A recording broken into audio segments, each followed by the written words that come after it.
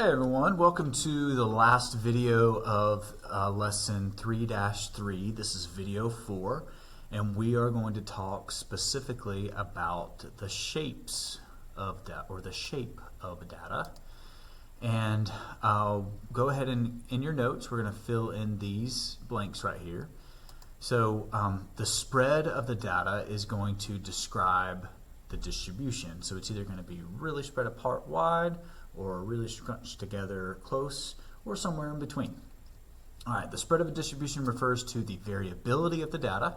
So the higher the variability, the more spread out. The lower the variability, the closer all your data values are together. So if the data cluster around a single central value, it is small, your spread is small.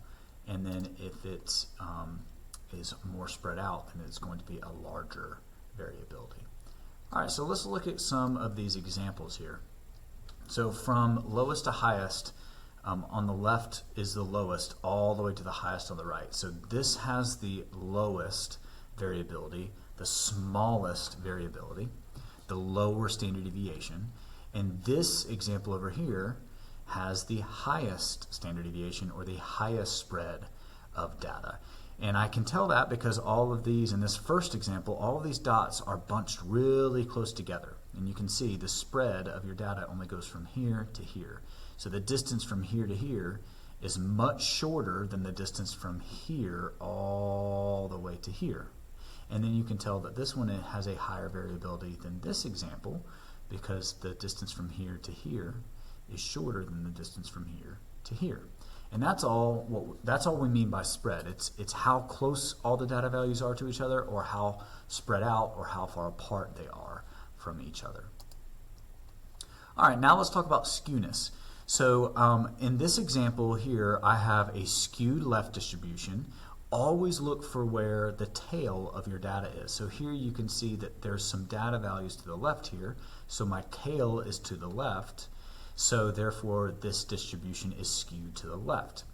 This blue line is the mean, and the red line is the median. Anytime you have your mean less than the median, your distribution will be skewed to the left.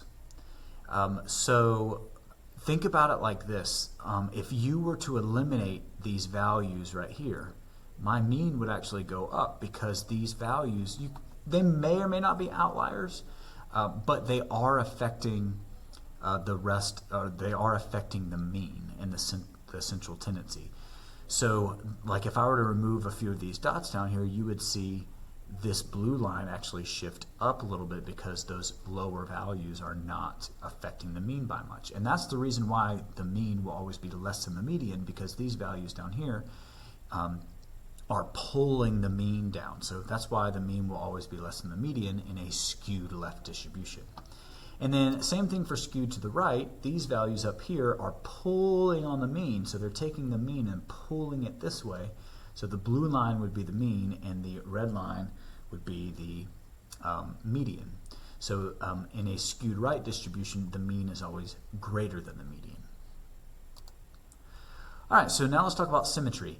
These are all visuals of roughly symmetric. Actually, this one would be the best visual of a roughly symmetric distribution. This one and this example right here. This one right here is perfectly symmetric. You can see that there's an equal number of data values on either side to balance it out. This right here doesn't happen a whole lot in statistics. This example here and here are more likely to happen. And we like to use the word approximately normal or roughly symmetric, because it's not going to be perfect, but it is going to start to take on the shape of a bell-shaped curve when it is approximately normal.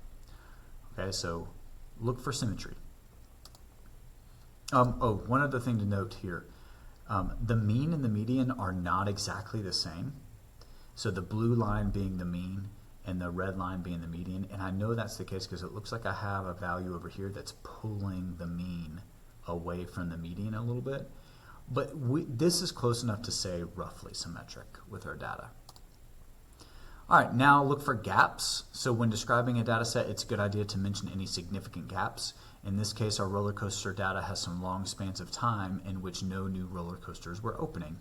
And so think about what that means in the context of the problem with any visual you may have. In this case, these gaps mean that no new roller coasters were open. And then over here, around 2000, or actually a little bit before, between 1990 and 2000, a bunch of new roller coasters started opening, and you got a big boom of roller coasters opening up here, and then not so much thereafter, closer to 2020 and whatnot.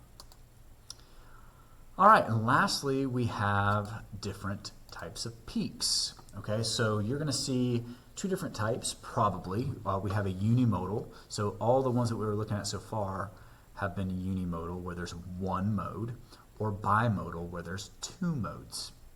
So look for, anytime you have a bimodal distribution, you'll have two different peaks. And that's about it. Oh, you know what? Nope, just kidding. We've got one more here for uniformity. I forgot about that. So in a uniform distribution, it's going to look like a box. Okay, so you see how all these have the same height, and all of these have the same height? That's called a uniform distribution, when the data is evenly spread across the range. Okay, now that's it. I will see you in the next video when we dive into 3-4 with box plots. But other than that, try your U-tries, and I'll see you in the next video.